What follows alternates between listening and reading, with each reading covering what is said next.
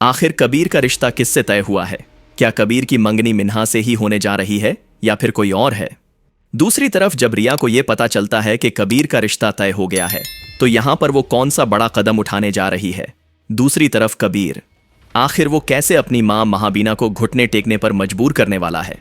अगर ये सब कुछ आप देखना चाहते हैं तो इस वीडियो को एंड तक जरूर देखिएगा, और अगर चैनल को अभी तक सब्सक्राइब नहीं किया तो अभी कर लें ताकि इस तरह की कोई भी वीडियो आपसे मिस ना हो। ड्रामा सीरियल मन मस्त मलंग बहुत ही ज्यादा इंटरेस्टिंग हो चुका है, जिसके नेक्स्ट एपिसोड में हम देखेंगे कि कबीर रिया को पढ़ाने के बाद उसको घुमाने के लिए बीच साइड पर ले जाता है, और जहां पर हमको एक फुल रोमांटिक सीन देखने को मिलेगा, जहां पर रिया खान हमेशा की तरह कबीर खान को तंग करती हुई नजर आएगी, और दूसरी तरफ कबीर रिया से अपनी बेपनाह मोहब्बत का इजहार करता हुआ नजर आएगा। यहाँ पर हम देखेंगे कि रिया को बहुत ज्यादा ठंड लग रही होती है, जिसकी वजह से कबीर अपनी शर्ट उतार कर रिया को दे देता है ताकि उसे ठंड ना लगे, और जब वापस आने पर वही शर्ट ओढ़कर अपने घर जाती है तो वहां पर उसको असमा रोक लेती है और उसको कहती है, तुम आज इतनी देर से क्यों आई? आखिर कहां आवारागर्दी कर रही थी? जहां पर हम देखेंगे कि रिया असमा के सामने कोई बहाना लगा देगी और उससे अपनी जान छुड़वाने की कोशिश करेगी, लेकिन फिर असमा उससे बोलेगी, ये शर्ट किसकी है? क्या ये भी उस रूमाल की तरह कहीं गिरी पड़ी मिल गई थी और तुम उठा लाई ताकि तुम्हें ठंड ना लगे? आखिर चक्कर क्या है रिया? तुम मुझसे क्यों छुपा रही हो?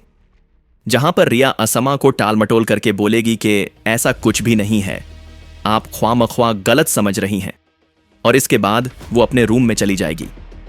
दूसरी तरफ महाबीना, जो कि रिया खान को अपने घर में देखकर कबीर के बारे में सोचने पर मजबूर हो चुकी हैं, तो उसको इस चीज का अंदेशा है कि कहीं कबीर रिया में इंटरेस्ट लेना शुरू ना कर दे।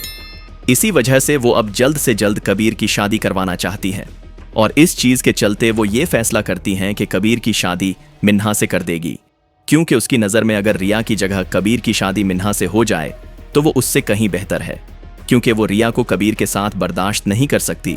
इस वजह से उसकी नज़र में मिन्हा रिया से बेहतर है, और वो इसी वजह से ये फैसला करती हैं कि अब कबीर की शादी मिन्हा से होगी, और इसके बाद महाबीना सीधा जाएगी मिठाई लेकर रिया के घर, ताकि वो किसी गलत फहमी में ना रहे। इसीलिए वो अपनी तरफ से रिया की गलतफहमी दूर करने के लिए रिया के घर जाएगी मिठाई का टोकरा लेकर, जहां पर उसका सामना असमा से होगा, और वहां पर दोनों के बीच तल्ख अल्फाज का तबादला देखने को मिलेगा, जहां पर महाबीना असमा को कहती है, आज मैं ये मिठाई रिया की पसंद की बनवा कर लाई हूं, क्योंकि आज मैं बहुत खुश हूं, क्योंकि फाइनली मैं कबीर की शादी करने जा रही हूं और रिया का खतरा हमेशा के लिए टलने जा रहा है।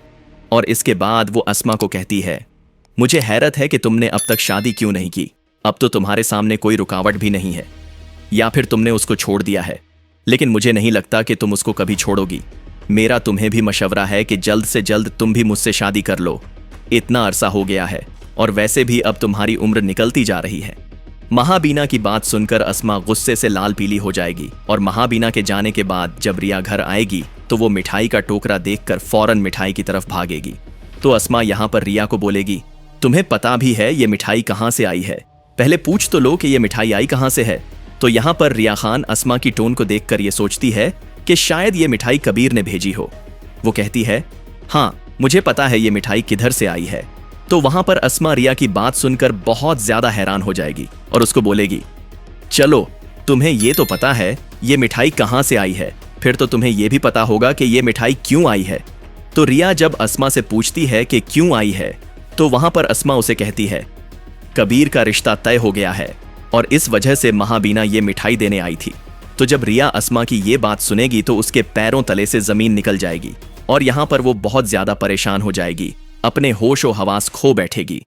और इसके बाद हम देखेंगे कि वो कबीर से राब्ता करेगी और उसको खूब सुनाएगी, और उसको ये बोलेगी, तुम तो बहुत बड़े बड़े दावे करते थे, तुम्हारे घर से मिठाई आई है, ये सुन के मुझे लगा कि शायद तुम अपनी फैमिली को राजी करने में कामयाब हो गए हो और हमारे रिश्ते की बात शुरू होने वाली है, लेकिन यहाँ तो कहानी कुछ और ही निकली। इसका मतलब तुम्हारे सारे दावे, सारे वादे झूठे थे।